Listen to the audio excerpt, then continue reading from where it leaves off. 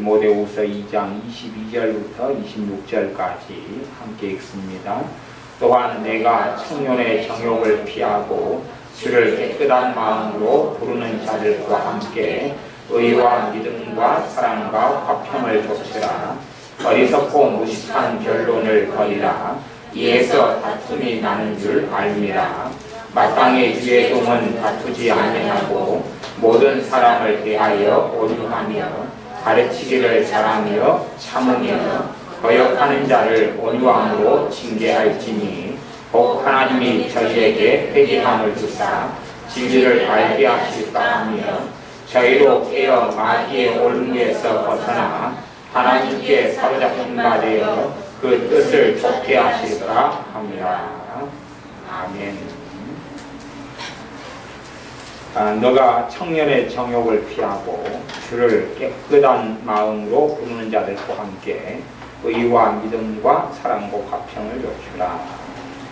예수를 믿는 사람 가운데서도 두 종류의 사람이 있다는 것을 디모데후서 2장 22절에는 알 수가 있습니다. 주님을 깨끗한 마음으로 부르는 사람들이 있고 주님을 정욕을 따라 주님을 자신의 욕심에 따라 부르는 사람이 있다 하는 것을 알 수가 있습니다. 주의 종인 디모데에게 사도 바울을 통하여 하나님께서 하시는 말씀은 주를 깨끗한 마음으로 부르는 사람들과 함께 하여서 의와 믿음과 사랑과 화평을 좇아라 라고 말씀합니다. 그렇기 때문에 신자들에는 이 땅에서 믿지 않는 사람과 함께 어울려 살지만 정말 마음을 나누고 삶을 나누고 인생을 나누며 깊이 있게 함께 동행해갈 사람들은 주님을 깨끗한 마음으로 부르는 사람들이다. 그들과 함께하는 삶을 살라라고 요구하시며 요청하십니다. 어리석고 무식한 변론을 버리라. 실제로 이제 신학의 세계 속에 들어가 보시지 않은 분들은 이 어리석고 무식한 변론이라는 것을 잘 이해하지 못하는 경우가 많습니다. 실제로 이 신학이라는 학문, 신학이라는 세계 속에 들어가면 어리석고 무식한 변론은 상상을 불허하게 많습니다. 그래서 어떠한 질문에 대해서 답을 찾고 답을 얻으려면 심지어 몇 년의 시간이 걸려도 답을 찾지 못하고 그렇게 헤매일 정도로 그런 복잡한 질문들, 복잡한 변론들, 어리석고 무식한 변론들이 어마어마하게 많습니다. 그래서 알면 알수록 어리석어지는 세계가 신학의 세계라는 게 있습니다. 물론 바르고 올바르고 건강하고 건전한 신학이 있다는 건 사실입니다. 신학은 꼭 필요한 학문 중에 하나지만 실제로 무슨 일도 벌어질 수 있냐 그러면 바른 신학인데 생명은 잃어버린 신학이 될 수 있는 경우는 비일비재합니다. 저는 개인적으로 보수적인 신학교를 나왔는데 보수적인 신학교라는 것은 하나님 말씀 무오함을 믿고 그렇게 따르는 신학교인데도 불구하고 하나님 말씀 속에 은혜를 받거나 신학을 배우는 과정 속에서 믿음이 성장하는 일은 경험하지 못했습니다. 믿음이 성장하기보다는 훨씬 더 믿음이 퇴보하고 기도도 못해져가고 어리석어지는 과정을 걸어가는 것이 신학의 여정입니다. 나름 괜찮은 신학교인데도 그렇다 그 말이에요. 그렇기 때문에 젊은 친구들이 철을 모르고 멋 모르고 신학교를 간다는 것은 자신의 영원한 생명을 저당 잡혀서 지옥으로 끌고 가는 그러한 비참한 일이 벌어지는 것을 많이 봅니다. 어리석고 무식한 변론을 버리라. 이에서 다툼이 난다. 그러면서 25절에 보면 거역하는 자를 온유함으로 징계할지니 꼭 하나님이 저희에게 회개함을 주사 진리를 알게 하실까 하며 지금 디모데라는 주의 종에게 믿는 사람들, 예수 믿는다고 하는 사람들, 이런 사람들을 어떻게 가르치고 어떻게 돌보는 것에 대해서 말씀을 합니다. 그 가운데 이제 거역하는 사람, 그 하나님의 뜻과는 다른 길로 걸어가고 완고하고 완악하고 악하고 이런 부류의 사람들이 있는데 그 사람들을 온유함으로 징계해라. 꼭 하나님께서 저희에게 회개함을 주실 수 있다. 회개함을 주셔서 진리를 알게 하실까 한다. 그것 때문에 그렇다. 그런 말씀을 합니다. 회개에 대해서 여러 가지 측면의 말씀이 있는데 이제 회개의 주체가 무엇이냐 하는 말씀을 좀 전하면서 다시 회개의 의미로 다시 들어가 보겠습니다. 회개에 대한 시간이 되는 대로 좀 어느 정도 깊이 있게 다룰 수 있었으면 좋겠는데 오후까지 전하고 다음 주는 어찌 될런지는 잘 모르겠습니다. 이제 회개의 측면에는 두 가지 측면이 있어요. 주체는 내가 회개의 주체고, 그래서 하나님의 말씀은 하나님의 말씀 듣는 사람에게 회개하라 그렇게 말씀하는 것입니다. 그 다음에 주체가 회개를 하는 주체는 난데 회개를 주셔야지 회개할 수 있는 면이 있다는 겁니다. 그것이 2장 25절이에요. 하나님께서 저희에게 회개함을 주사 그랬죠. 오늘 전에 읽었던 사도행전 11장 말씀에서는 이방인에게 하나님께서 생명 얻는 회개를 주셨다 그렇게 말씀하는 것. 회개를 주시는 측면, 회개할 마음을 주시는 측면, 그래야 회개가 되어지는 것이 있다. 대신 어떤 것은 거짓말이 되냐 그러면 극단적으로 흘러가는 건 거짓말이 되는데, 하나님께서 내게 회개할 마음을 안 주셨기 때문에 내게 회개하지 못한다. 그것은 잘못된 것. 무조건 이건 잘못되는 것이 됩니다. 하나님께서 내게 회개할 마음을 안 주셨기 때문에 회개 안 한다. 그건 잘못된 것입니다. 이렇게 회개에 대해서는 여러분들이 많은 비유적인 측면으로 생각하고 이해하는 것들이 도움이 되실 수가 있습니다. 바닷가에 아이들이 가면 수영하러 아이들이 갑니다. 그러면은 물속에 들어가면 그때부터 이제 바닷물의 영향을 받고 헤엄칠 수가 있겠죠. 물속에 들어가면 헤엄치고, 물속에 들어가지 못하면 헤엄을 못 친다는 말이에요. 그것처럼 물이 하나님의 은혜라 그러면 내가 하나님의 은혜를 찾아서 그 안에 들어가면 되고, 그러면 은혜가 작용할 거 아니에요. 그 다음에 그 밖에 있으면 작용하지 않아. 내가 그 안에 들어가면 작용하고 밖에 있으면 작용하지 않아.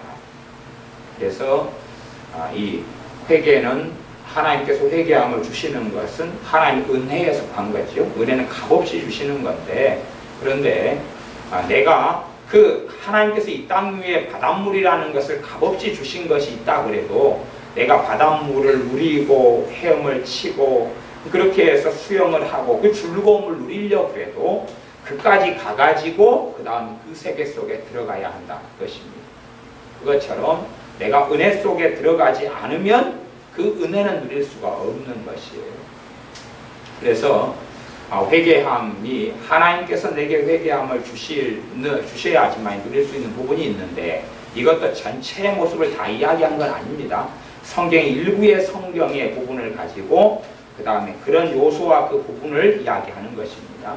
회개함을 하나님이 주셔야 되는데, 그 회개 속에 들어가려면 마태복음 5장의 말씀에는 심령이 가난한 자가 천국이 저희 것이다 그랬습니다. 심령이 가난한 자가 천국이 저희 것이다. 회개는 천국으로 들어가는 문이다 그랬습니다. 회개 자체가 고달프고 고통스러운 것이 아니라 회개는 예수님의 십자가의 복음을 내가 누리는 통로가 되고, 회개를 통하여 믿음을 통하여 회개는 주님을 붙잡는 것이 회개입니다.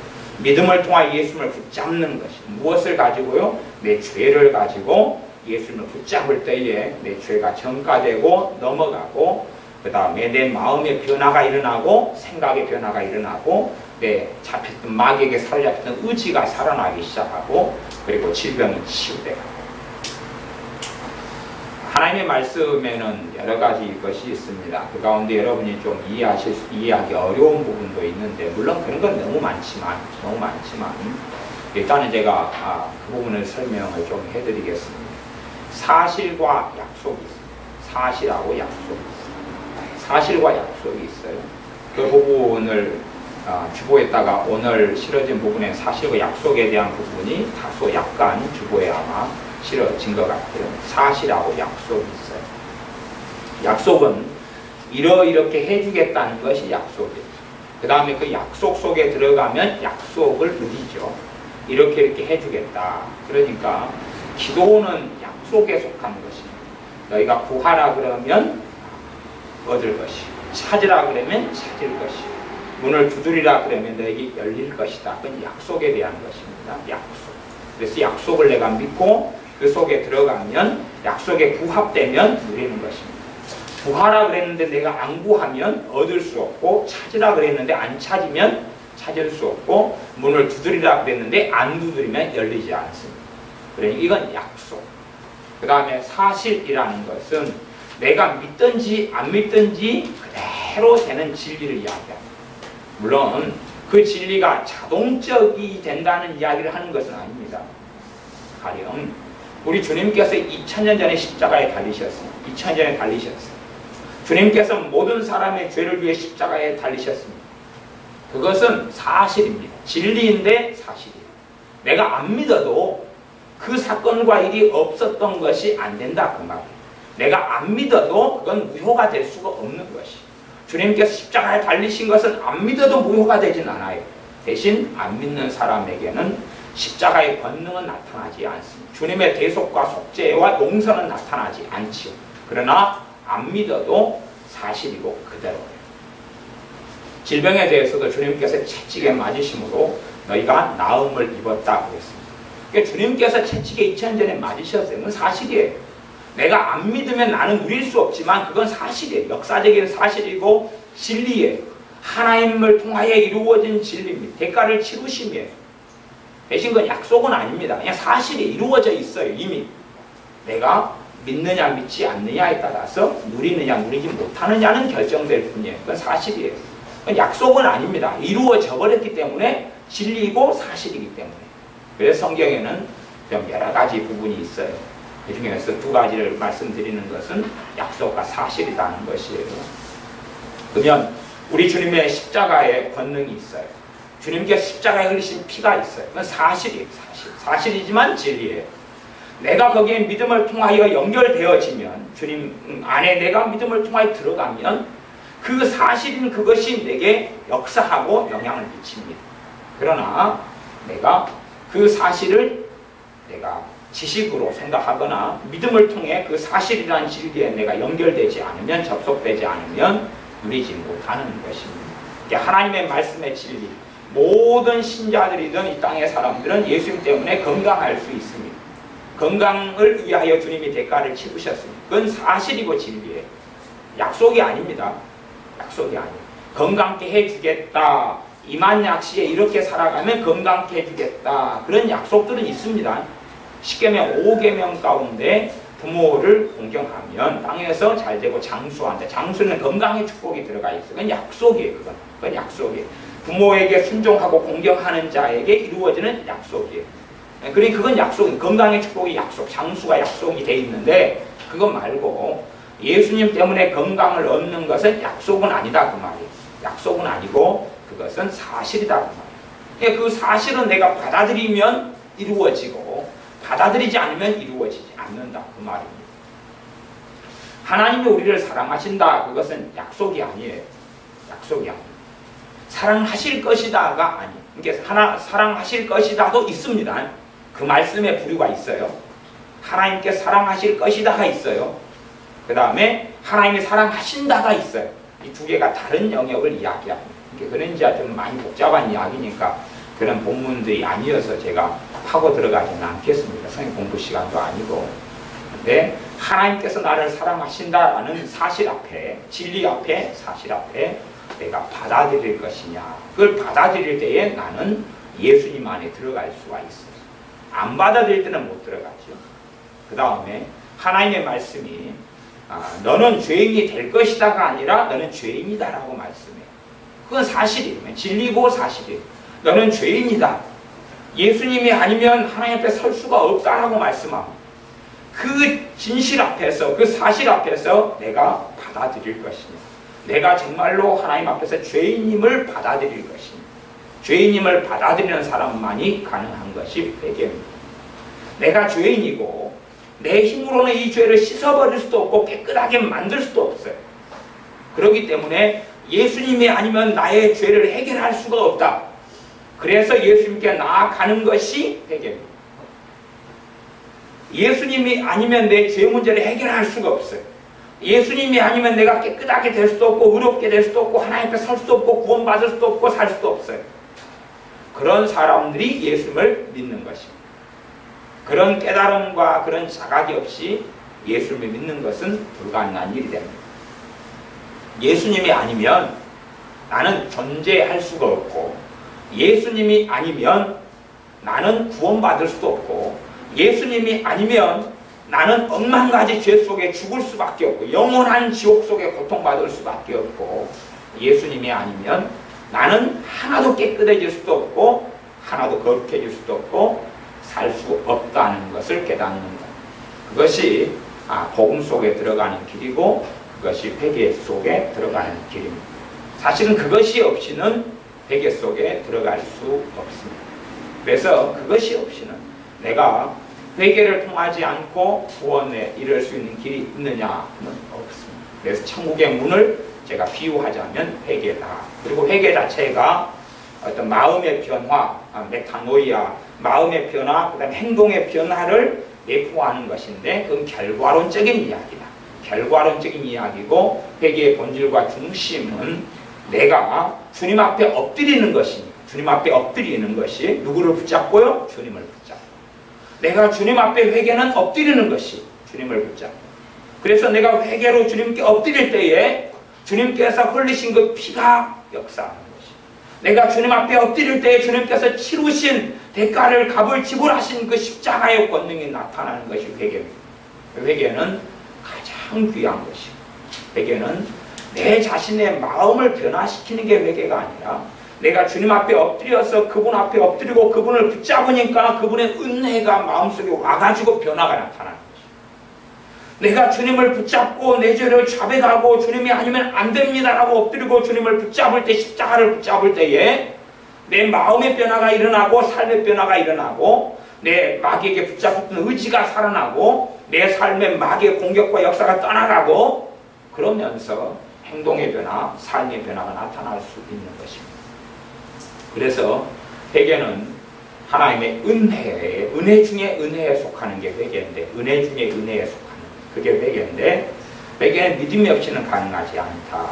그리고 하나님께서 회개함을 주셔야지 되는 측면이 있다. 하나님께서 우리에게 회개를 주셔야 되는데, 회개를 받으려면, 회개하는 은혜를 받으려면 그것은 굉장히 어렵기도 하고 굉장히 쉽기도 합니다. 굉장히 어렵다는 것은 생각해 보십시오.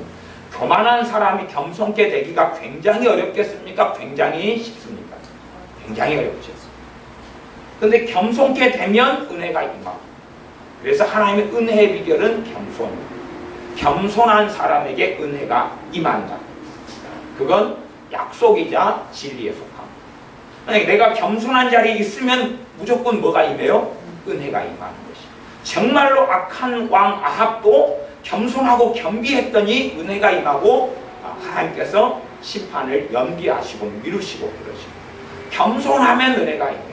근데 겸손하지 않으면 은혜가 임하지 않아요. 그렇기 때문에 내가 회개의 은혜가 오는 비결도 겸손이 낮아집니다. 내 힘으로는 나를 깨끗게 할 수 없어요. 그건 지금 방임하고는 다른 것입니다. 방조, 방임. 나는 책임지지 않겠다. 나는 내 죄에 대해서 책임지지 않겠다. 나는 내 변화에 대해서 내가 책임지지 않겠다는 것은 아닙니다. 사람의 변화에 100% 책임은 그 사람이 가지고 있습니다. 그 사람 내 변화의 책임 100%는 내가 가지고 있어요. 내가 가지고 있는데, 문제는 내 힘으로 변화될 수 없다는 딜레마입니다. 내 힘으로 나를 깨끗하게 할 수도 없고 거룩하게 할 수도 없고 하나님의 마음에 들도록 만들 수 없는 것입니다. 없어요. 대신 복음을 내가 붙잡느냐 그렇지 않느냐는 내 선택이 됩니다. 내 선택이 됩니다. 우리가 더러운 빨래가 있으면 이것을 그냥 비비거나 털어가지고는 절대 깨끗하게 할 수 없다 그러면 드라이 클리닝을 한다거나 아니면 비누를 빨래 비누를 칠한다거나 슈퍼타이에 넣어야지만이 깨끗하게 된다고 가정한다면 그 자체, 옷 자체만으로는 어떻게 깨끗할 수 없다는 것이죠. 물이 필요하고 빨래비누나 슈퍼타이나 드라이 클리닝이나 뭔가가 필요하다는 것이죠. 그것이 있어야지만 옷이 깨끗하게 되는 것처럼, 그래서 우리는 옷이 더러울 때 되면 더러운 옷을 그냥 가만히 방치해두면서 깨끗하게 되기를 아무도 바라는 사람은 없을 것입니다. 아무도 바라는 사람이 없을 거예요. 어느 날 친구가 초청을 초대를 했습니다. 그래서 진짜 제 친구가요. 초대됐어요. 그래가지고 그 친구 집에를 갔어요. 가가지고 이제 하룻밤을 자게 됐어요. 자게 되니까 이제 이불도 꺼내고 뭣도 꺼내고 노는데, 그 친구는 굉장히 깔끔한 친구입니다. 깔끔하고 막 머리도 이렇게 무스를 발라가지고 항상 그 목사님, 그 젊은 목사님, 다니엘 김 목사님인가 머리를 빳빳하게 이렇게 세워가지고 하는 그런 아주 깔끔해 있어요. 옷도 얼마나 잘 입고 깔끔하고 양복이나 뭐나 다 잘 입어요. 앞에도 찬양 인도도 잘하고 굉장히 잘하는 주의 종이에요. 그 집에서 하루 머물게 됐는데 농을 여니까 이제 팬티가 막 나오는데 그냥 막 누렇고 뭐 있잖아요. 막 여기저기서 막 튀어나오는 거예요. 그래서 그 이불을 꺼내고 넣었는데 또 꿈터기에 숨겨진 거 막 곰팡이 낀 거 막 나오는 거예요. 양말 꿈터기에. 그러니까 어떻게 이제 손님이 온다고 어떻게 해가지고 꿈터기에 다 밀어 넣은 거지요. 그래서 깔끔한 남자는 믿을 것 없다. 깔끔한 남자를 보고 믿어버리면 여자들은 정말 어리석어요. 정말 멋있고 깔끔하고 무스 바르고, 다니엘 김 목사님 그런다는 이야기는 아닙니다. 그건 빼고 아주 깔끔하고 멋있고 이런 사람들은 집에 가면 혼자 산다, 자취한다, 뭐 한다면 난리가 나 있는 것을 저는 그 다음부터 봤습니다. 실체가 이렇구나. 그러면 그 양반이 농 속에 자기 막 그냥 팬티 그냥 지저분한 거, 옛날에는 또 팬티를 전부 다 흰 것을 입었어요. 그때는 옛날에 90 몇 년 이하에 흰 것을 입었어요. 흰 걸 입으니까 느끼하고 막 그냥 그러잖아요. 요즘에는 막 색깔이 있어서 빨간색, 저도 빨간색 사각 팬티가 있습니다만 그 빨간색 사각도 오래 입어도 표시가 안 나죠. 근데 어쨌든 빨간색을 나한테 사준다. 이상한 사람이 빨간색. 어쨌든 간에 아무도 볼 사람이 없는데. 그래서 다 하얀 것이었으니까 더 특별하게 더러운 것이 표시가 많이 났어요. 그러니까 가만히 빨래를 농장 안에 집어넣는다고 그 팬티가 깨끗해지겠어요? 안 되겠어요? 깨끗해지지가 않아요. 그대로 더러운 채로 그대로 있다. 그것이. 그러니까 문제는 내 속옷이 더럽다. 그 친구 생각에 더럽다. 그까지는 다 똑같다고 그래요. 문제는 이제 발견하지 못하는 건 문제겠죠. 더러우면서 더러운지를 발견하지 못하면 그건 회개의 은혜 속에 들어갈 수 없는 것이고, 더럽다는 건 똑같이 본 다음에 방치해두면 더 더러워지죠. 막 썩어버리니까 더 더러워지고 나중에 버려야 될 거예요. 한 달 동안 막 그냥 방치해둬가지고 농 속에다 방치해둬가지고 이제 버려야 돼. 결국에는 그건 찌든때도 안 빠져버리는 그런 이제 복잡함 속에 들어가니까요. 적당하게 방치해두고 끄집어내가지고 어떻게 처리를 해야 된다 그 말이에요. 대신에 가만 놔둔 상태는 안 되고 물과 슈퍼타이, 비누 뭐 등등을 이용을 해야 돼요. 그다음 그런 그런 그 친구의 그런 팬티 같은 것을 세탁소에 맡기면 또 태백으로 먹을 거 아니에요. 그러니까 그건 넘사스럽고 창피해서 세탁소는 못 가져가는 것이고 자기가 처리를 해야 되는데 그 친구는 놀라운 처리 방법을 쓰더라고요. 쓰레기통에 버리더라고요. 그러니까 뭐 한참 오래 입다가 새로 사 입는 스타일. 뭐 하여튼 돈이 받쳐주니까 그런 삶의 행태를 보일 수가 있겠죠. 근데 우리의 죄에 대해서 발견한 다음에 스스로 그걸 내 힘으로 깨끗하게 할 수 있느냐? 빨래는 내 힘으로 할 수 있지만 죄의 문제는 내 힘으로 안 됩니다. 그래서 주님께 가지고 나아갈 수밖에 없어요. 그것이 회개입니다. 그래서 회개는 가장 큰 주님의 은혜가 십자가의 권능이 임하는 것입니다. 겸비함이 겸손함이 없이는 회개가 가능하지 않아요. 겸손함의 본질은 그냥 나는 못해 그리고 방임하는 것이 아니라 정말 그건 방임이 아니라 내 죄를 가지고 주님 앞에 적극적으로 나가는 믿음이 회개입니다. 적극적으로 내 허물과 죄를 가지고 나아가는 것이. 나아갈 때에 믿음은 반드시 필요한 어떤 믿음요? 여러 가지인데 그중에 핵심적인 믿음은 나아갈 때에 나를 받으신다는 믿음. 나를 받으신다는 믿음. 어떠한 살인범 살인마라도 주님 앞에 그 사람이 죄를 깨닫고 나아갈 때에 받으신다는 믿음. 한편 강도가 주님 앞에 그 십자가에 매달릴 초기에는 주님을 함께 두 강도가 욕하고 저주했다가 그러다가 이제 시간이 흘러가서 한편 강도가 죽음이 점점 가까울 때에 그의 마음과 생각을 돌이켰습니다. 그래서 예수님을 의지해서 당신의 나라에 갈 때에 나를 기억해 주십시오. 그런 잠깐의 어떤 시간 동안에 그의 인생과 삶에 놀라운 일이 벌어졌는데 그의 영혼이 구원을 받았던 것입니다. 물론 그가 아마 그 사람이 안 죽고 풀려났다면 아마 저는 10중 8구 3 지옥 같다고 생각합니다. 풀려났다면. 원래 그래요. 감옥 속에서 예수님을 많은 사람이 믿습니다. 감옥 속에서 은혜도 받고 성령세도 받아요. 그래가지고 신앙생활 한 2년 3년 잘 하다가 해방돼 감옥에서 이제 감옥살이 다 끝나고 나왔어요. 나온 다음에 개차반이 되고 나오니까 돈 문제 있죠. 나오니까 가정 깨진 문제 그대로 있죠. 나오니까 빚 문제 있죠. 나오니까 욕 다 듣죠. 나오니까 직장 못 구하죠. 그러니까 그 믿음을 유지 못하고 그냥 다 엉망이 되어버려요. 그런 경우가 참 많아요.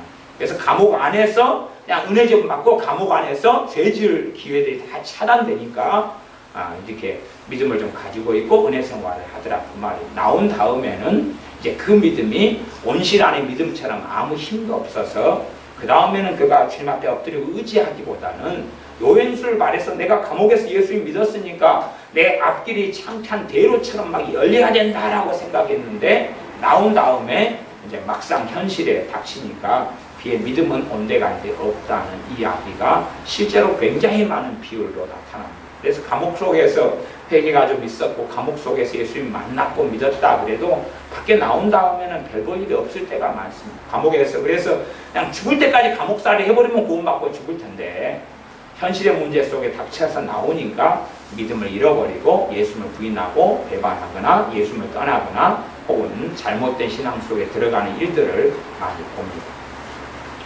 회개의 은혜 속에 들어가려면 겸비함, 겸손함이 필요하다. 겸손함이 필요하다. 주님이 아니면 안 됩니다. 겸손함이 필요하고 주님께 나아갈 때에 주님께서 나를 받으신다는 믿음이 필요합니다. 자요, 제가 아까 사실 이야기를 했습니다. 예수 십자가는 사실이에요. 그렇죠? 예수 십자가는 사실. 2000년에 세워진 십자가는 사실이고 거기서 주님께서 우리 죄 위해서 피를 흘리시고 죄를 담당하셨어요. 그 사실이에요. 그 사실은 약속의 문제가 아니니까 약속의 문제가 아니니까 내가 이렇게 돼야지만이 십자가의 효력이 나타나겠다는 게 아니다 그 말이에요. 내가 이러이러한 삶을 살아야지만이 내가 점수가 몇 점이 되는 선한 삶을 살아야지만이 십자가의 권능이 나타나겠다 그런 게 아니니까 그건 약속인데 그게 아니니까 부모에게 순종하게 될 때 땅에서 잘되고 장수하게 되리라 그게 아니니까 그것은 약속인데 그 약속에 속한 게 주님의 십자가 복음이 아니라 그 말이에요. 그게 아니고 주님의 십자가 복음은 2000년의 사실이기 때문에 내가 주님의 복음 속에 믿음을 통하여 주님의 십자가 앞에 나아가 십자가를 의지하고 붙잡는 것을 이야기합니다. 그렇게 될 때에 주님의 보혈이 역사해요. 주님의 보혈은 영원하신 대속의 피가 역사를 합니다. 그래서 우리가 점점 자유케 되어져 갈 수가 있어요. 깨끗게 되어져 갈 수가 있어요. 그러므로 주님께 나아가는 사람들이 겸손함이 없이는 주님께 나아가지 못하지. 내가 내 죄를 깨끗하게 할 수 있다. 내가 나를 변화시킬 수 있다. 내가 나를 거룩하게 만들 수 있다. 내가 내 마음을 바꿀 수 있다. 사실은 그렇게 안 되는 것입니다. 그것 때문에 주님께서 성령 하나님을 믿는 자들에게 보내시는 것 아닙니다. 스스로의 힘으로 마음을 변화시킬 수 없고 삶을 변화시킬 수 없고 죄와 싸워 이길 수 없고 원수 마귀와 싸워 승리할 수 없기 때문에 성령 하나님을 보내시는 것입니다. 물론 성령 하나님의 임하심과 역사하심도 우리 자신의 의지의 문제에 달려있기 때문에 우리가 거부하고 거절하고 불순종하고 따라가지 않으면 그런 부분들이 약해지고 사라져버리기 때문에 그 다음에는 이제 또 다른 삶의 양상을 걸어가야 됩니다. 이제 좀 어려운 이야기입니다. 전에 모세에게 하나님께 십계명을 주실 때는 하나님께서 돌판을 다 만들어 주셨어요. 다 만들어 주시고 깎아 주시고 준비해 주셨어요. 그래가지고 십계명을 받기 위해서 모세가 시내산에서 40일 동안을 하나님께 머물러 있었습니다. 그 다음에 이제 십계명을 받아왔어요. 그러니까 십계명을 주시는 건 전적인 하나님의 은혜였습니다.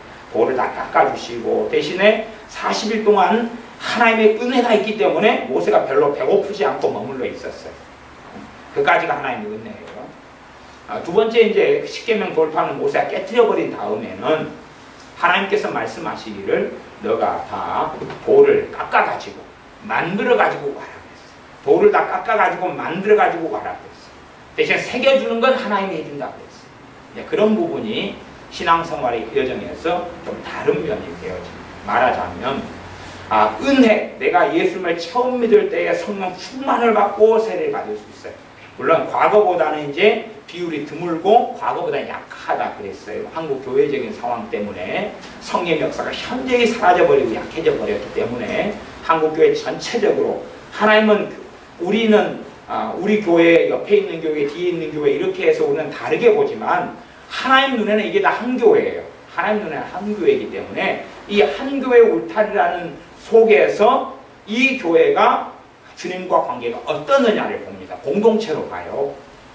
개인적으로 1대1로 만나시는 건 사실이지만 또한 전반적으로는 공동체의 문제로 봅니다.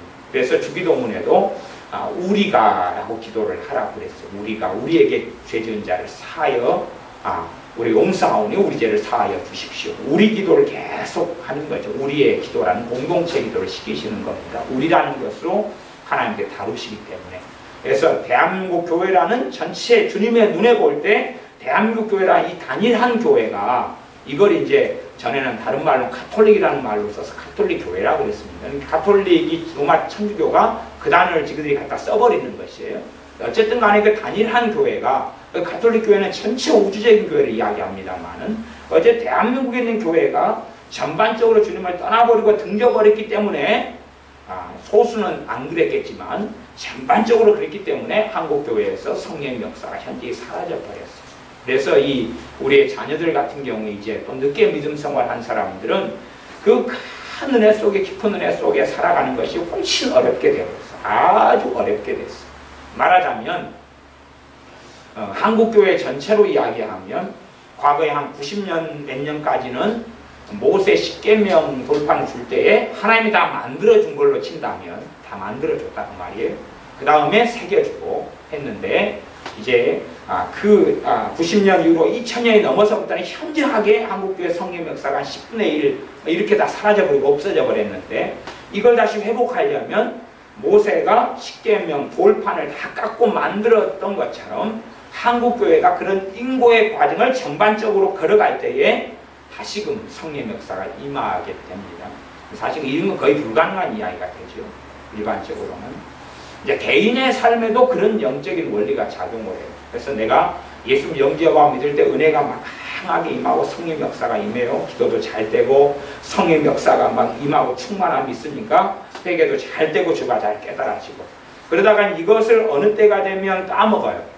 3개월, 한 3년, 2년, 1년 저 개인적으로는 저도 은혜 받고 그러면서 저는 한 4, 5년 같은 것 같아요. 4, 5년. 그 다음에 다시 또 좀 냉랭했던 시간을 좀 가지면서 다시 또 받고 이런 과정을 이제 엎자뒤치다 해왔던 것 같은데 그렇게 한 번 이제 받은 다음에 어떤 사람은 1주 만에 까먹어버리는 사람도 있어요. 그 다음에는 문제는 이제 다시금 그 은혜를 받기 위해서는 자기가 돌판을 깎고 자르고 준비하는 인고의 과정이 필요하게 되어져. 이게 쉽지 않게 된다 그 말이에요. 그래서 처음에 은혜를 받는 것은 상대적으로 훨씬 쉬운데 그 다음에 그걸 까먹은 다음에 그 다음에 받는 것, 그 은혜 속에 다시 들어가는 것은 자신이 대가를 치러야 되고 도를 다 만들고 해서 가지고 가서 아마 모세가 40일 동안 금식하면서 하나님 머물러 있었는데 그 다음 두 번째 10계명을 다시금 새겨받을 때도 40일간 있었어요. 그때는 아마 제 개인적인 생각은 성경에는 없습니다만은 꽤 배가 고프지 않았을까 그런 저는 추정을 합니다. 왜냐하면 하나님의 그 원리적인 측면에 볼 때는 그 다음에 40일 동안 머물러 있는 거는 좀 그 전에는 배가 하나도 안 고프고 40일간 있었다면 그 다음에는 충분히 배고플 수 있었겠다. 제가 나중에 모세의 할아버지를 만나면 물어보려고 준비하고 있는 질문 중에 하나입니다. 나중에 가서 물어보려고. 근데 그런 것처럼 우리의 삶 속에 하나님의 은혜 속에 들어가는데 그 은혜에 가장 중요한 은혜 중에 하나가 회개지. 그 회개의 은혜가 있는 사람은 죄가 쉽게 깨달아져. 죄가 잘 깨달아져. 깨달아지면서 죄가 풀려나고 깨달아지면서 마귀에서 떠나가고 깨달아지면서 믿음이 성장하고 죄가 깨달아지니까 그에 따라서 말씀이 깨달아져 갑니다. 그런 여정을 거쳐가는데 이제 은혜가 다 떨어져 버리는 사람은 알 수 있어요. 은혜의 핵심 중에 하나가 회개니까. 그러니까 은혜라는 게 오는데 오면 죄가 깨달아지고 회개가 잘 되고 하는 은혜가 함께 있다 그 말이에요. 은혜가 약해지고 떠나가 버리면 죄를 깨달아지는 회개의 은혜가 은혜 속에 포함된 것이 그게 다 없어져 버려요. 제가 예전에 하나님의 은혜를 막 받을 때 그러다가 은혜가 임할 때는 하루에도 죄가 수십 개가 넘게 깨달아져요. 은혜가 사라져가면 하루를 돌아놓고 봐도 아이고 오늘 하루 죄 안 짓고 살아갔다 그런 것 같아요. 근데 하나님의 은혜가 임할수록 은혜가 깊이 임하고 강하게 임하면 내가 오늘 은혜가 10만큼이 은혜가 있다. 성령의 역사가 있고 은혜가 있다. 그러면 10만큼 있을 때는 죄가 50개가 깨달아져요. 막 주님 앞에 엎드려 회개하고 막 그럴 때는 50개가 깨달아져요. 그런데 은혜가 50만큼 있다 그러면 죄가 500개가 깨달아져요. 내가 오늘 지었던 죄만 이야기할 때도 그렇다고 말이에요. 그 은혜가 있으면 그 은혜는 여러 가지 부분에 작용하니까 말씀 생활에도 작용하고 기도 생활에도 작용하고 그래서 쉽죠. 은혜가 있을 때 쉬워요. 근데 은혜가 있으려면 필연적으로 겸손함 속에 들지 않으면 누가 보는 겸손함입니까? 하나님 보실 때 겸손함이죠. 하나님 보실 때 겸손함 속에 들면 은혜가 있어요. 그래서 내가 은혜가 있다 그래도 어떤 영역에는 그 은혜가 작용하지 않을 수 있어요. 자, 은혜라는 것은 좀 특별한 것입니다. 그 은혜의 핵심에는 제가 회개의 은혜가 지금 들어가 있다고 했어요. 하나님께로부터 은혜는 오는 거잖아요. 그러면 은혜가 있으면 은혜의 어떤 원리가 있는데 은혜의 원리가 그래서 우리 은혜 같은 경우는 이 은혜라는 단어가 나오면 은혜는 좀 복잡해진대요. 생각이. 나를 이야기하는 것과 아니면 다른 은혜를 이야기하는가? 성경에 하나님의 은혜, 다른 은혜를 이야기하는 사람 은혜가 아니라 하나님 은혜를 이야기하는데 은혜가 있으면 자 있어요. 은혜가 있으면 이 은혜가 여기저기 막 흘러갑니다. 흘러가요. 그러면 밖에서부터 수돗물이 들어왔어요. 이 건물 안에 수돗물이 들어왔어요. 그러면 층마다 다 수도꼭지 여러 개씩 있을 거 아니에요. 그렇죠? 그러면 수도꼭지가 다 틀어진 데는 수돗물이 나오죠. 잠가진 데는 안 나오고 하나님의 은혜가 원천적인 은혜가 와요. 은혜가 오면 은혜가 왔는데도 기도가 안 되는 사람이 있어요. 은혜가 왔는데도 기도 생활에서 은혜가 작용하지 않는 사람도 있다고 말이에요. 그럼 이유는 뭐냐 그러면 내가 기도 생활에 있어서 교만하면 그래요. 그러면 은혜는 있는데 기도 생활은 이 은혜가 작용을 안 해요. 교만하다는 것은 뭐냐 그러면 기도가 자기가 항상 생각했던 습성을 따라 기도를 해요. 습관적인 기도를 한다고 말이에요. 습관적인 기도를 해요. 이제 기도할 때에 내가 심령이 가난한 자가 천국이 저일 것이다. 내가 내 스스로의 힘으로 기도 제목을 만들어낼 수도 없고 내 스스로의 힘으로 제대로 기도할 수 없다는 그 겸비함 속에 기도의 영역이 있어야지 그 은혜가 작용하는데 기도 쪽에 그게 없는 경우예요. 그게 없고 그냥 항상 자기가 생각했던 대로 기도를 하는 거예요. 이제 그냥 일단은 제 개인적인 삶을 이야기한다면 성령 역사가 있고 은혜가 임하니까 그냥 기도가 잘 됐어요. 기도가 나도 모르게 술술술 나왔다. 술술술 나왔어요. 잘 나왔어요. 잘 나오니까 내가 생각해서 기도하는 것 같기도 하고 기도할 내용이 와서 기도하는 것 같기도 하고 막 잘 몰라요. 어쨌든 기도가 잘 됐다고 말이에요. 그 다음에 이제 은혜를 한번 까먹었어요. 까먹고 난 다음에 다시 받았어요. 분명히 은혜는 받았는데 기도는 잘 안 되는 거예요. 왜 잘 안 될까? 그렇게 이제 살펴보고 기도해보고 하나님의 지혜를 구해보니까 무슨 문제가 벌어졌냐 그러면 은혜를 까먹은 다음에는 은혜를 맨 처음 받았을 때는 성령의 역사의 인도를 막 기도했다가 난 까먹었을 때가 있었을 거 아니에요. 그렇죠? 그때도 기도성을 하려고 애를 썼겠죠. 일반적인 주님을 찾고 의지하는 사람들은 그래도 기도성을 하려고 애를 씁니다. 문제는 안 된다는 게 문제죠. 노력하고 마음에는 원이라도 육신이 약하다도 하는 것지만 안 되는 게 문제죠. 그런데 그러면서 나도 모르게 잘못된 기도를 배워요. 또 내가 생각해서 하는 기도, 내가 계산해서 하는 기도, 물론 기도 제목을 내가 미리 생각하는 것은 지혜롭고 옳은 일입니다. 지금 그걸 이야기하고 있는 게 아니에요. 그게 하는 게 아니고 스스로 내 잔머리를 굴려가지고 가지고 있는 습성적인 기도의 어떤 방식의 스타일을 이야기하는 겁니다. 그렇게 기도를 막 하니까 은혜는 임했는데 그게 기도 쪽엔 작용하지 않아요. 왜냐하면 기도의 주체가 누가 되냐 하면 그 사람이 돼요. 기도의 주인 자리에 그 사람이 있어요. 자기가 기도를 자기 기도의 내용을 가지고 하겠다는 거예요. 대신 하나님께서 도와달라고 하는 것이. 하나님께서 원하는 기도의 내용과 기도의 길과 자리로 가는 게 아니라 주도권을 자기가 쥐는 거예요. 그 부분에는 은혜가 임했는데 기도적인 작용을 하요. 어떤 분들은 은혜가 임했는데 성경 읽을 때 은혜가 안 된다 그래요. 그러면 이유가 있죠. 은혜라는 것이 있는데 성경 읽을 때도 누가 한다는 이야기예요? 자기가 큐티를 계속 해왔으면 자기 습성에 따라 큐티하는 방식을 사용해요. 자기 습성에 따라 성경 읽는 방식을 사용해요. 근데 이제 은혜를 받은 이제 초짜. 인자 은혜를 받은 초짜는 이게 해당 사항이 없어요. 그냥 막 그게 나타나요. 자충우도를 하면 나타나요. 그때까지는 이제 그걸 까먹기 전까지는 뭔가가 있는 것 같다 그 말이에요. 막 좌충우돌 하면서 막 은혜가 기도에도 작용하고 성경 읽기에도 작용하고 예배에도 작용하고 찬양에도 작용하고 막 작용해줘요. 초짜 때는.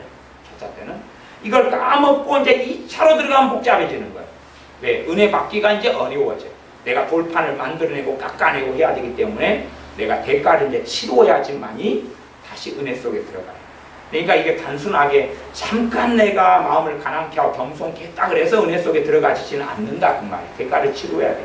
이게 그 돌판 시키면 돌판을 모세가 장비도 없고 연장도 없는데 그걸 만드는 게 쉬웠겠냐 그 말이에요. 쉬운 일은 아니었다 그런 말이죠. 만만한 여정은 아니었어요. 그래서 하나님의 은혜가 임해야 되는, 은혜가 임하려면 은혜의 원리는 은혜가 임하려면 겸손케 돼야 마음이 심령이 가난케 돼야지 은혜 받을 준비가 돼요. 가난케 된 다음에 마음을 잔뜩 가난하게 만들어 가지고 이제 음식으로 채워버리거나 게임으로 채워버리거나 그건 이제 더 망하는 길이고, 마음이 가난케 되어서 주님으로 채우는 것이, 주님으로 채우고 주님을 의지하고 주님께 나아가고 주님께 엎드리고, 대신에 은혜를 까먹은 것이, 은혜를 너희가 하나님의 은혜를 헛되이 낭비하지 말라, 하나님의 은혜를 쏟아버리지 말라, 하나님의 은혜를 어리석게 그렇게 해버리지 말라는 하나님의 말씀에 따라서 은혜를 내가 잘 관리했으면 괜찮은데 잘 관리하지 못하고 쏟아버렸습니다. 하나님께 내게 주신 어떤 부모가 준 재산이 있는데 재산을 잘 관리해서 이자가 나오고 연금을 잘 들고 그 다음 그걸로 사업을 잘해서 잘 관리해 왔으면 넉넉하게 살겠지만, 그걸 다 허랑방탕하게 쓰고 잘 관리하지 못했으면 다시 모아야 되는 수고를 해야 된다 그런 말이에요. 그런 것처럼 하나님의 은혜를 처음에는 주시는데 그 다음에 그걸 까먹고 없애버린 다음에는 다시금 그 은혜 속에 든다는 것은 굉장히 어려운 여정과 길이 됩니다. 그건 어쩔 수 없는 거고 어쩔 수 없어요. 그래서 우리가 뭐 가령 들어서 그잖아요. 부모도 옷이 없어서 부모가 새 옷을 사줬어요. 새 옷을 사줬는데 얘가 2, 3일 만에 그냥 옷을 찢어버리고 더럽게 버리고 망치게버리고 그랬어요. 그러면 그 다음에 부모가 새 옷을 사주기가 쉽냐 그 말이에요. 돈이 넉넉하고 부자랑은 몰라도 형편이 그렇게 딱히 그렇지 않으면 이제 그것이 하나님은 부자시지만 은혜는 하나님의 공의에 따라서 하나님의 사랑에 따라서 임하는 그 복잡한 원리가 있습니다. 그것 때문에 쏟아부어진다 하면 그냥 이렇게 오질 않아요. 그런 이제 좀 그건 어려운 영역이니까 내비두더라도 어쨌든 부모가 옷을 갖다가 사줬는데 자녀가 찢어버리고 함부로 관리하지 못하고 그랬으면 그 새 옷을 바로 사주기보다 그걸 꿰매 써야 되잖아요. 꿰매 써야 돼.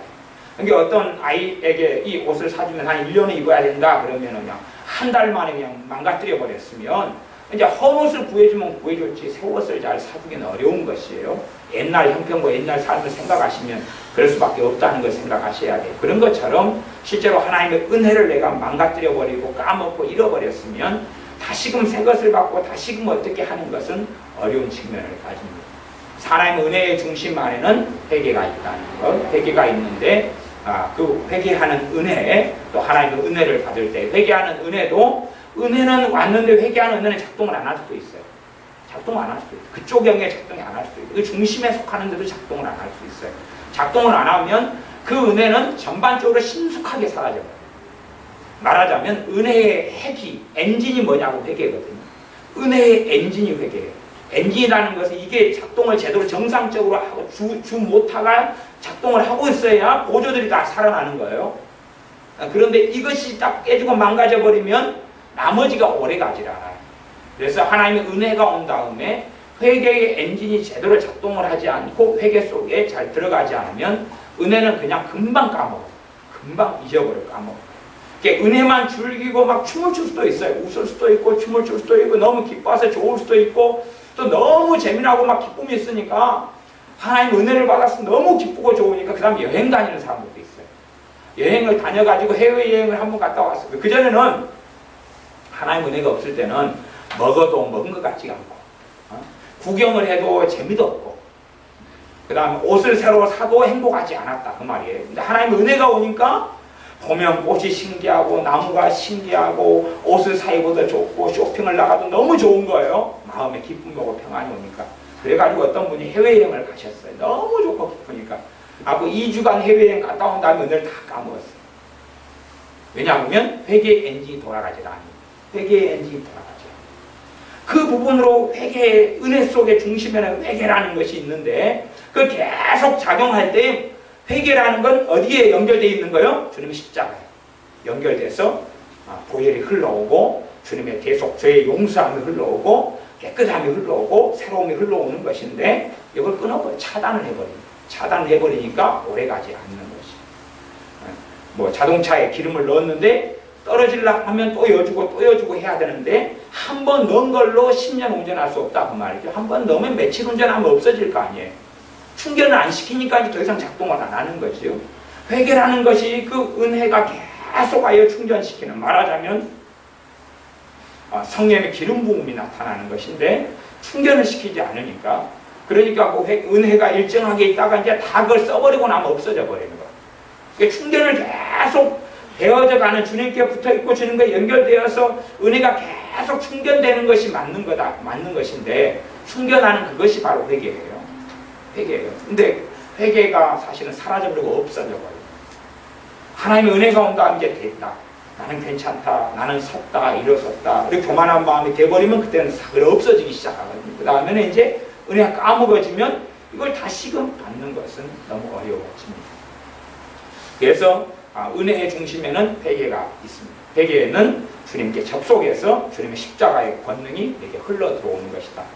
여러분이 회개로 주님께 나아갈 때는, 회개로 아버지 하나님께 나아갈 때는 반드시 믿음을 통해 나아가서 믿음의 눈으로 보든지, 좀 상상력이 좋은 사람들, 뭐 이런 사람들, 이제 손으로 내가 예수의 십자가를 확 붙잡고 있는 것을 마음속에 그리셔도 돼요. 이렇게 해서 붙잡고 주님 앞에 나아가면 내가 나를 깨끗하는 게 아니라 주님께서 나를 깨끗하게 하시고 주님께서 나를 바꾸어 가시기 시작하죠. 그래서 실상은 좀 깊이 있게 많이 변하려면 한순간에 성령 세례를 받고 한순간에 충만을 받아서 오늘 저녁에 막 회개하고 통곡하고 했더니 내가 오늘 저녁부터 아니면 내일 변해 있는 게 아니에요. 그건 잘못된 거예요. 그런 건 없어요. 그런 건 없어요.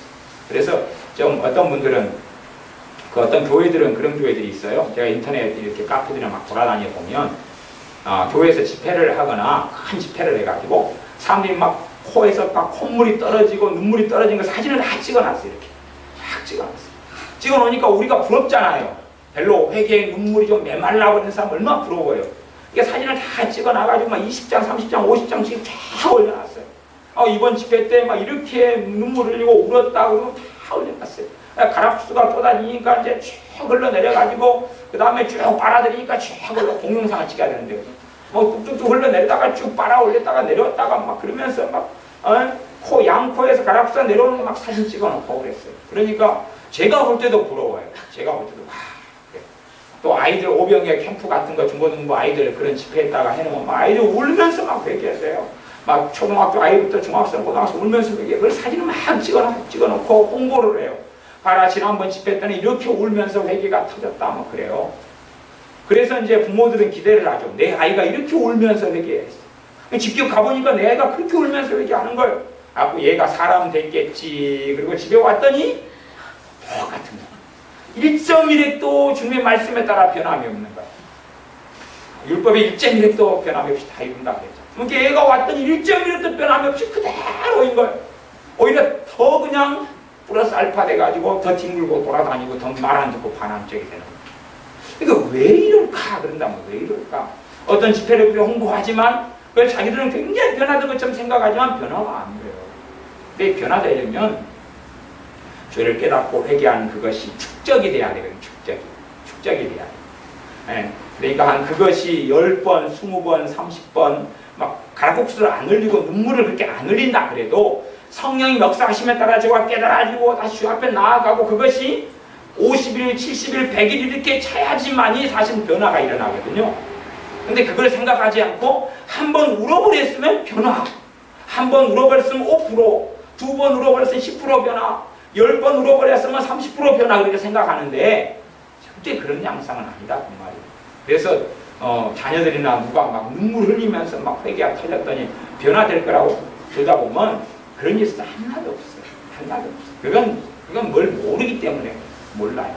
우리 자신이 그렇게 한다 해도 기대할 건 없어. 우리 자신은 원래 울면서 오늘 기도했다 그래도 내가 그래서 많이 변해 있을 것이다 기대는 안 하지요. 그죠? 원래 그게 해당사항이 없다는 걸 아니까. 근데 자기 남편이나 아내나 자식에 대해서는 그 기대를 하거든요. 자기는 10번 울어도 변화 별로 안 된다는 걸 알지만 상대방은 한 번 울었으면 그냥 이제 땅이 엎어지고 뒤집어질 거라고 생각을 하는데 아무것도 없어요. 이건 회개의 엔진은 계속 작용하고 회개는 계속 작용해가지고 그런 것이 몇 달이 가야지 이제 서서히 싹이 나고 꽃이 피고 열매가 맺혀져요. 몇 달이 그거 성경 역사로 회개가 계속 흘러가야 돼. 흘러가가지고 서너 달, 두어 달, 네다섯 달 흘러가야지 이제 변화가 나타나요. 그래서 그 은혜를 잠깐 받아서 일주일 가지고 있다가 까먹어버리면 옛날보다 마귀역사 더 세버져 버리는 경우가 있어요. 은혜를 받았다가 까먹어버리면 마귀역사 더 세져 버려요. 왜냐하면 은혜를 까먹었다는 이야기는 주님을 거부하고 부인했고 불순종했고 주님하고는 아무 상관없는 길을 걸어갔다는 이야기이기 때문에 이게 은혜를 까먹는다는 것은 심각한 일이 사실은 되어집니다. 그래서 은혜의 중심에는 회개가 그 중심에가 있다. 그래서 우리가 자의적인 이제 은혜가 임해가지고 그 중심에서 회개는 막 자동적으로 되는 경향이 있어요. 자동적으로 들으면 깨달아지고 알아지고 회개가 되어지고 그러면 근심이 점점점 줄어들어가고 그런 생활을 반복을 뭐 몇 달, 때로는 몇 년을 해갈 때 이제 우리가 점진적으로 변화가 일어나죠. 거꾸로 이제 그 은혜가 사라진 다음에도 하나님 은혜 속에 들어가는 문이 회개의 문이죠. 회개의 문이에요. 그건 엔진이기 때문에 회개의 문이에요. 회개의 문을 통하여 은혜 속에 들어가는데 그러려면 겸손함과 겸비함이 필요하다. 그래서 겸손한 자에게 은혜를 주신다. 심령이 가난함이 필요하다 그랬습니다. 그래서 마음이 가난케 되어지고 주님 앞에 엎드려서 나아갈 때에 회개의 은혜로 역사를 해주셔요. 회개의 은혜로 역사해요. 그러나 반드시 중요한 것은 회개라는 것은 은혜의 통로라는 사실입니다. 회개를 통해서는 하나님의 그 큰 사랑을 누리는 거예요. 내 의를 의지해버리고 내가 이렇게 부족하고 허물이 많은데 내가 어떻게 될까? 그러면은 빨래가 더러운 빨래, 시커먼 빨래 그런 빨래가 있을 때 빨래 행위를 보고 빨래를 깨끗게 해주는 건 아니죠. 그죠? 더러운 빨래니까 깨끗하게 만들 거 아니에요. 그런 것처럼 우리가 죄인인데 얼마나 더러우냐, 얼마나 지저분하냐, 얼마나 덜 더러우냐 문제는 아니다. 그런 말이에요. 물론 더 더러울수록 더 깨끗하게 되는데 더 많은 수고와 시간이 필요한 건 사실이에요. 한 큐에는 절대 안 되니까. 모든 게 한 큐에 될 수가 없어요. 한 큐에 된다면 수학보다는 여러분 자녀 가지고 안수기도 몇 번 해줘버리시죠. 네? 수학보다니까 안수기 되고 주여 주여 주여 믿습니다. 그러니까 갑자기 중학교 1학년 수학이 확 들어와버리고 다시 안수를 막 2번 해보고 3번 하니까 2학년 수학이 확 들어와버리고 요즘에 과학에 대한 신기한 이야기가 참 많아요. 막 이제 기억을 주입할 수 있다, 뭐 어쩔 수 있다. 그러면은 일단은 뭐 영어부터 주입을 좀 시켜달라고 해야 될 것 같아요. 기억 주입이 가능하면 영어를 머릿속에 막 주입시켜 단어 막 5,000개, 10,000개 주입을 시켜달라고 돈 한 100만 원 주고라도 머리 디밀면 좋을 거 아니에요. 근데 아직 하나님께서는 그런 기술을 이 땅에 허락하시지는 않습니다. 여담이고요. 그래서 우리가 하나님의 은혜 속에 회개함으로 그 은혜 속에 들어가요. 그럴 때 이제 은혜가 임하는 것입니다. 회개가 그래서 은혜의 문입니다. 아까 회개는 천국의 문이다 그랬어요. 하나님 나라에 들어가는 문인데 그 다음 신자의 삶 속엔 회개는 또 은혜의 문이에요. 하나님 은혜 속에 들어가는 통로가 회개인데 왜? 회개의 본질이 예수님 십자가 붙잡는 것입니다. 내 의를 의지하지 않고 주님의 보혈을 의지하고 주님의 공로를 의지하고 주님의 대속을 의지하고 주님의 사랑을 의지하는 것입니다. 그 사랑 속에 들어가는 것이 회개니까. 그래서 그렇게 들어갈 때에 하나님의 은혜가 다시금 신자들에게 임합니다. 물론 이제 처음에는 쉽게 임하고 나중에는 훨씬 더 어렵게 임한다는 사실은 현실적인 문제니까 기억은 하실 수밖에 없습니다만은 신자가 하나님의 은혜가 없이는 살지 못하고 회개의 은혜가 와서 그 은혜 속에 내가 순종해 가면서 살 때에만이 깨어있는 신자의 삶을 사는 게 가능합니다. 기도하겠습니다. 아버지 하나님, 회개와 은혜에 대해서 말씀을 나누었습니다. 하나님의 은혜를 풍성하게 헛되이 은혜를 받지 않고 풍성하게 계속하여 관리하며 누리는 자녀들이 우리가 되도록 도와주시옵소서. 또한 회개의 중심에 하나님의 은혜 주시고 회개할 마음을 주시는 것과 우리가 회개할 마음을 가지는 두 가지 요소가 있는데 이 두 가지 요소가 긴밀한 가운데 회개 속에 나아가는 방임하거나 어리석거나 내가 해야 될 책임을 회피하는 자가 아니고, 또한 나아가서 내가 다 할 수 있다는 교만 가운데 나아가는 자녀가 아니라 자로우로 치우치지 아니하고 겸비함 가운데 회개케 하시는 주님의 은혜 앞에 믿음을 가지고 십자가 앞에 나아가는 우리들이 되어져서 회개의 은혜가 임하고, 또한 하나님의 풍성한 은혜가 우리의 삶의 여러 영역에 나타나도록 우리를 불쌍히 여겨 주시옵소서. 예수님의 이름으로 기도하옵나이다. 아멘.